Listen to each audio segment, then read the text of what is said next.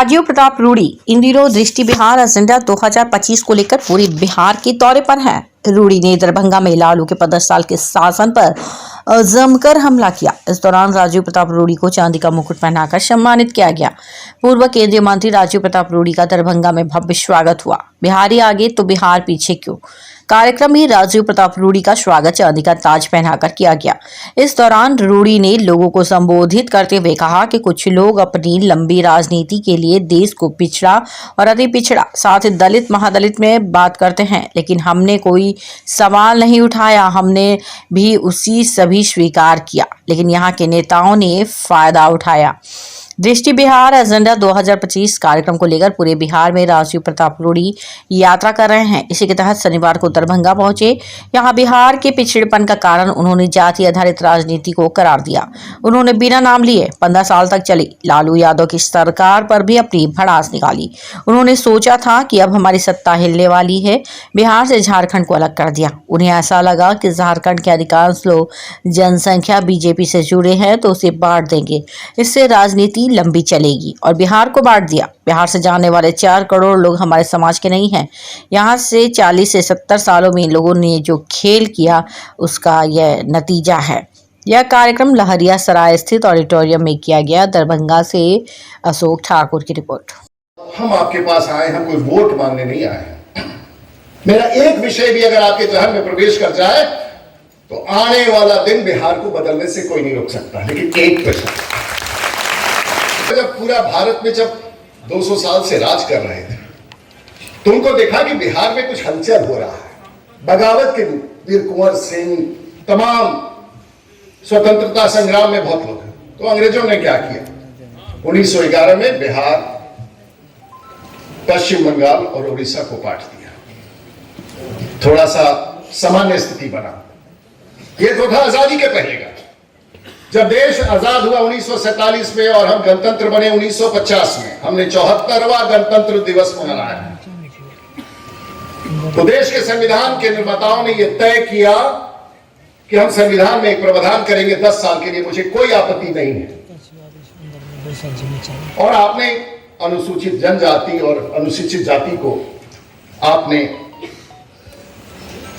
आरक्षण दिया, हमें कतई नहीं, सचमुच देने की जरूरत थी और देश के निर्माताओं ने उसको बनाया। हम उसका स्वीकार करते हैं और स्वीकार किया।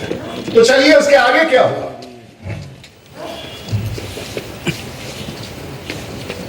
1990 के आसपास देश में एक प्रधानमंत्री आए और वो सवर्ण जाति के थे। उन्होंने कहा कि भाई राजनीति में लंबा अगर इतिहास में जाना है तो कुछ जाति का गिनती करा के कुछ ऐसा करो कि समाज को बांटो। और मंडल कमीशन की बात आई और देश को संविधान में संशोधन करके हम लोगों ने देश को पिछड़ा और अगड़ा में बांट दिया। हमने कोई सवाल नहीं उठाया, हमने उसे भी स्वीकार किया और बिहार के नेताओं ने तो उसका पूरा उपयोग किया। चलिए वो भी सही था, हम देश के विकास में लगे थे, हमें नेताओं के सवाल के निर्णयों पर कोई सवाल नहीं था।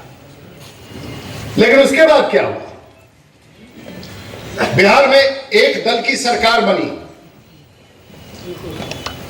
बिहार के मुख्यमंत्री बने। वो क्या कहते थे, जंगल राज, भैंस पर क्या क्या होता था, लोगों को बड़ा अच्छा लगता था कि गरीबों का एक संकल्प आया। तो 10 साल के बाद उनको भी लगा कि मेरा सत्ता हिलने वाला है। 5 साल के बाद ही देखिए कितना बुद्धि से काम करते हैं लोग। कहा कि भाई सुनते हैं कि जनसंघ वाला, बीजेपी वाला ज्यादा झारखंड में है और हमारा संख्या बिहार में इस तरफ है, और निर्णय किया सत्ता में बने रहने के लिए लंबे, वो मेरी जाति है। और पूरे दुनिया में बिहार छोड़ के गए लोगों से आह्वान करूंगा कि चलना है बिहार, बदलना है बिहार। और जिस दिन ये नारा आगे आ जाएगा, ये जात साहब कमाल है, यहां पर हम कोयरी है, कुशवारा है, राजपूत है, भूमिहार है, ब्राह्मण है, कायस्थ है, और भी सहनी है, केवट है, फलाना है, ढिमका है। लेकिन जब हम दिल्ली जाते हैं तो हमको वहां पर कोई कोयरी, कुर्मी, कुशवाहा नहीं कहता है। वहां हमको क्या कहता है, फिर जोर से बोलिए, वहां आपको बिहारी कहता है। और जैसे गांव में आते हैं आपका जात पहचान में आ जाता है, ऐसा क्यों? और वही बिहारी गुजरात की सरकार बना देता है भाजपा की। वही बिहारी पंजाब में आम आदमी पार्टी की सरकार बना देता है, वही बिहारी दिल्ली में आम आदमी पार्टी का सरकार बना देता है, लेकिन वो बिहारी गांव आते आते अपने जात में बढ़ जाता है। आखिर क्यों? आखिर कब तक? और आप लोगों का कोई नोटिस वोटिस नहीं है सरकार में। अगर आप लोगों को गलत फहमी है, हमको लगता है भागवत झा आजाद जी होंगे, डॉक्टर जगन्नाथ मिश्रा जी होंगे, श्री बाबू होंगे, उसके पश्चात सत्येंद्र बाबू होंगे, कुछ लोग थे जिन्होंने आपका प्रतिनिधित्व किया। मैं नहीं कहता हूं कि अच्छे थे खराब थे, सब हमारे पूर्वज थे, कर्पूरी जी भी रहे, सब लोग रहे,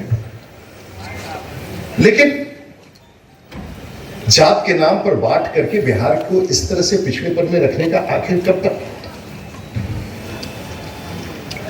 तक ये आप चलाते रहिएगा? तो हम आपसे यही सवाल लेके आए थे और आग्रह करने आए हैं। मेरे पास बहुत सारे, लेकिन एक बात पूछना था आप लोगों से। मेरे यहां से कितने लोगों के पास फोन गया? आप लोगों के पास जरा हाथ उठाइए। तो हमें खुशी है कि आप सब लोगों के बीच में व्यक्तिगत तौर से मेरे घर से फोन गया। और आज बिहार में यह मेरा 9वां सभा है।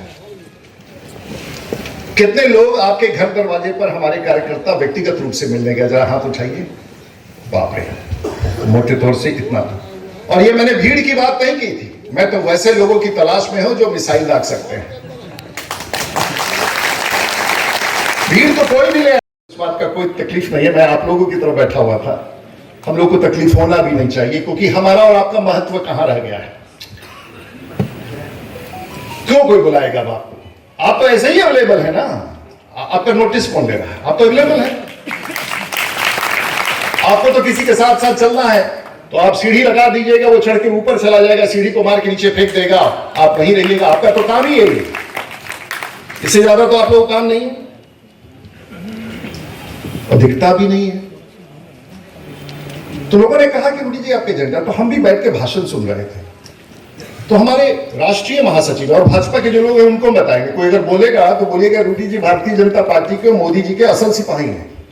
हम तो वाजपेयी जी के सरकार में भी मंत्री रहे और आज भी वो इतिहास दिख रहा है जो हमने वहां पर कर दिखाया है, और मोदी जी की सरकार में भी मंत्री रहे, लेकिन मन उससे नहीं मान रहा था। और आज एक निर्णय हुआ ऐसा, पता नहीं आप लोगों को पता है कि नहीं, मैं 30 साल का राजनीतिक हूं। हम पेशे से मगध यूनिवर्सिटी में इकोनॉमिक्स के टीचर भी हैं, प्रोफेसर भी हैं, नहीं पता होगा, थोड़े बहुत लोग जानते होंगे। हम वकालत भी करते हैं और पब्लिक इंटरेस्ट लिटिगेशन लेके चलते हैं, हम अच्छा वकालत करते हैं। और अभी हम आपको बताएंगे कि कितना बड़ा निर्णय मैंने बिहार और देश के लिए कराया, अभी बताएंगे, क्योंकि निर्णय आज ही आया है और संजोग से छपरा की दरभंगा की धरती पर। और चौथा है कि दुनिया में मैं इकलौता व्यक्ति हूं जो बड़े विमानों का कप्तान भी हूं, जो शायद कोई नहीं, लेकिन ये सब आप सबका आशीर्वाद है।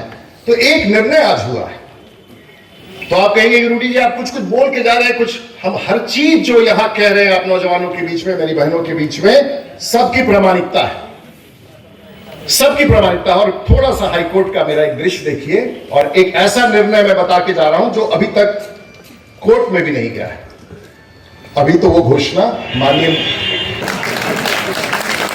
और बिहार के लिए मैं लड़ रहा हूं, दरभंगा हवाई अड्डे के लिए मैं लड़ रहा था, बिहार के लिए लड़ रहा हूं। और पिछले 1 साल से बिहार की सरकार पर घुटनों पर जाके मैंने कहा कि दक्षिण एशिया का सबसे बड़ा हवाई अड्डा बिहार में बनना चाहिए।